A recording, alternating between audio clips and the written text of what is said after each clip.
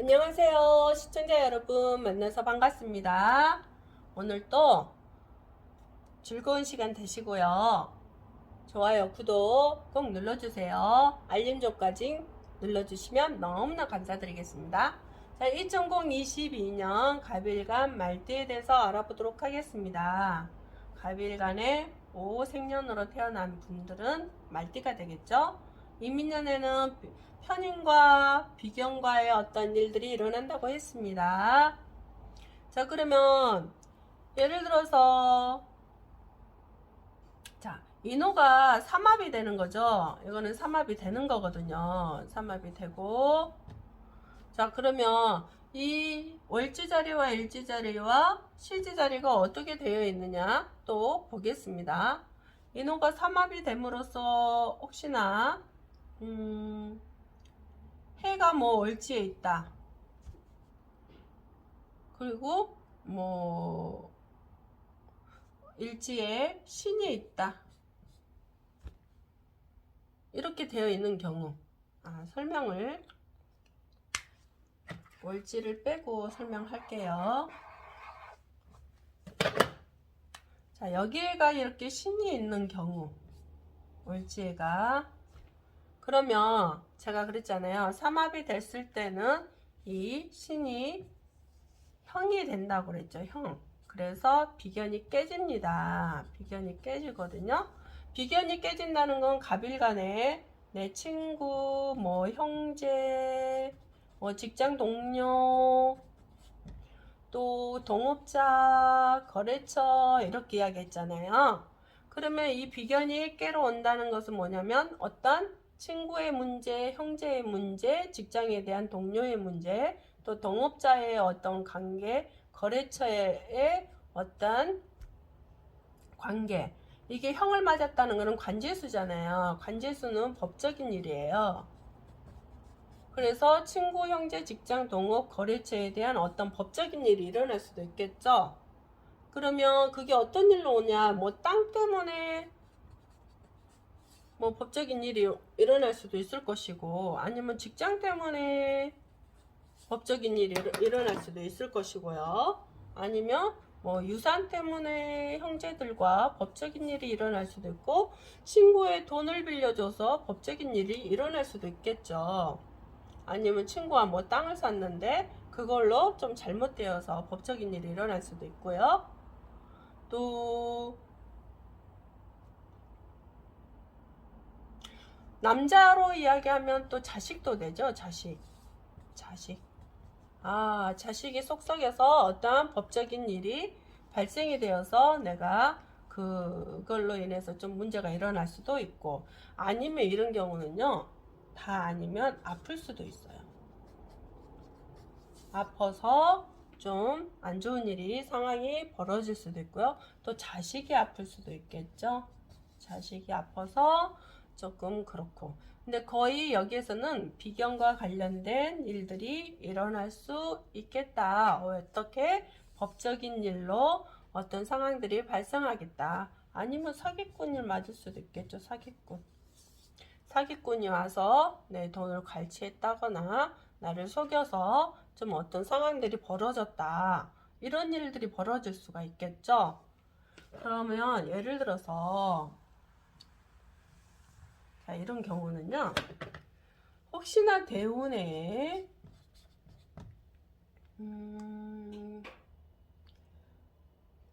뭐 임수대운이다.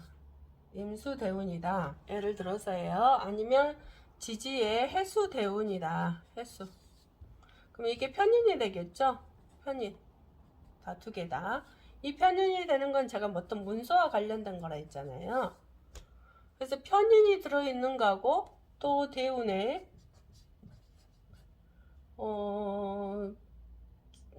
비견, 그러니까 그 간목이나 뭐 임목이나 왔을 때 이거는 비견대운이죠.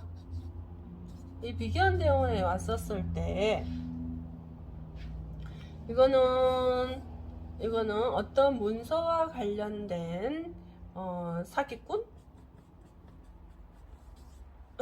사기 맞은 거 이럴 수도 있죠.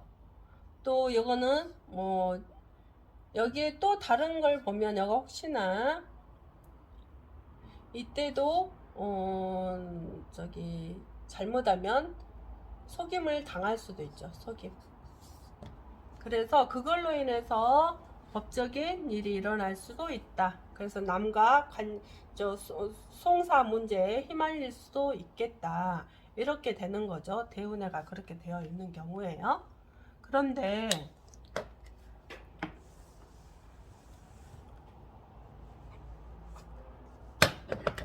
여기가 해가 온다거나 전혀 다른 무슨 유가 온다거나 이런 글자가 있는 경우는 그런 사건이 일어나지가 않습니다. 물론 이제 다 봐야 되겠지만 그래도 아까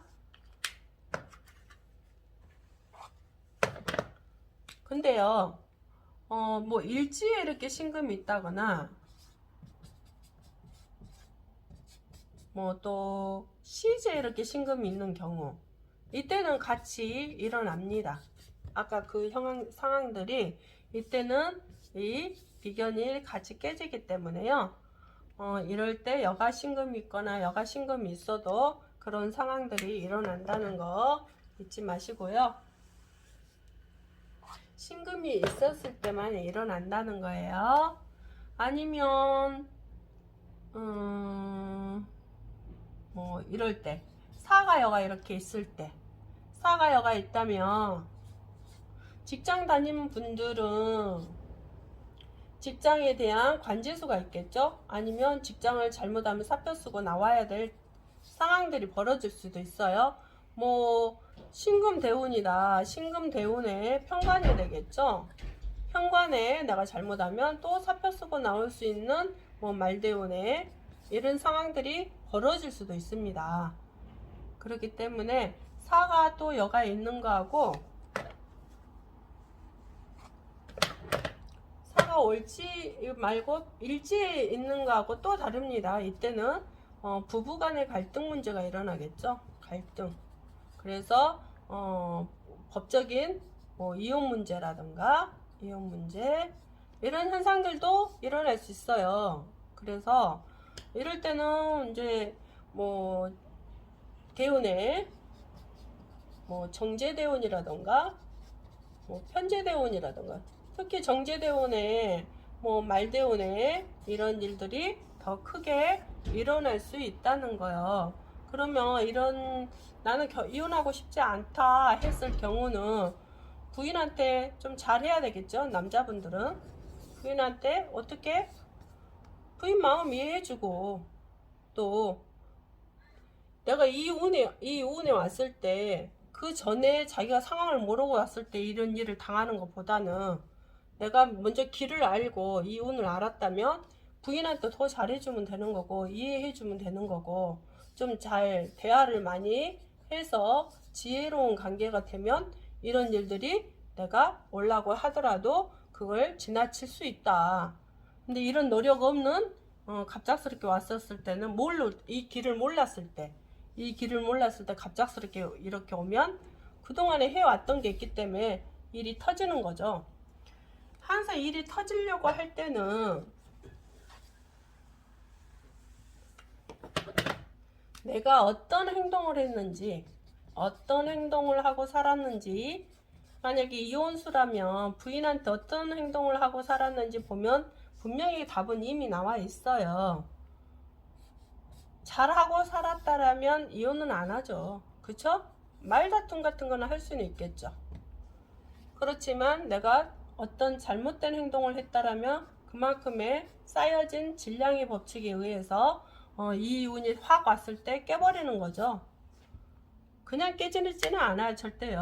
그거를 계속 하나 둘 셋 넷 이렇게 계속 계단 밟듯이 어떤 70%까지 그게 왔었을 때 일이 터지는 것이지 절대 바로 오지는 않습니다. 우리가 아픈 것도 분명히 내 몸에서 인지를 시켜주거든요. 너 여기가 아프거든 하는데 대부분 사람들은 그걸 인지를 못하고 그냥 아픈갑다 생각하고 그냥 자꾸 넘기다 나중에 암이 올 수도 있는 상황이 벌어지는 게요. 그게 질량의 법칙이거든요. 그 질량의 법칙이 항상 70%가 딱 차오르면 이거는 풍선처럼 탁 터지게 되어 있어요. 그래서 이 질량의 법칙에 의해서 이렇게까지 차지 않게끔 내가 노력을 많이 하셔야 되겠죠. 그래서 사가 여기에 있는 경우는 또 재와 관계된 어떤 상황들이 벌어진다. 대운에 재대운이 왔을 때 어떤 말대운이냐에 따라 초대운이냐에 따라 조금 다른다. 그런 거 이해하시고요. 또 예를 들어서 사가 여기에 있어요. 시지에. 시지에 있는 경우는 내가 사업하시던 분들은 분명히 사업장에 어떤 법적인 처리가 들어간다. 이 법적인 처리란 게 뭐예요? 뭐 식당을 한다. 예를 들어서 식당을 하게 되면은 이 식당에서 손님이 와서 먹을 거리에 좀 잘못된 행동을 해서 법적인 일이 일어날 수도 있고요. 아니면 뭐죠? 직원이 뭐 돈을 가지고 조금 날랐다. 아니면 손님하고 직원하고 다툼이 일어났다. 이렇게 해서 어떤 법적인 관제수가 일어날 수 있겠다. 이렇게 되어지는 거거든요. 그래서 내 사주가 월지에 있는지 일지에 있는지 시지에 있는지 따라 다르고 대운에 따라 오는 것도 다릅니다. 그래서 크게 일어나느냐 적게 일어나느냐는 항상 내 마음에 따라 내 관점에 따라 바뀐다는 거. 분명히 일어나는 거는 형상은 똑같이 일어납니다. 그런데 그거를 적게 아주 소소하게 일어나게 만들 것이냐 아주 크게 확 깨버릴 것이냐에 따라서 내 인생에 좀 많이 오점을 남길 수도 있고 오점을 남기지 않을 수도 있고 이런 상황들이 펼쳐지겠죠. 자, 오늘 또 2022년 갑일간 말띠 운세에 대해서 알아봤고요. 다음에는 양띠에 대해서 또 알아보도록 하겠습니다. 좋아요, 구독, 댓글 꼭 남겨주세요.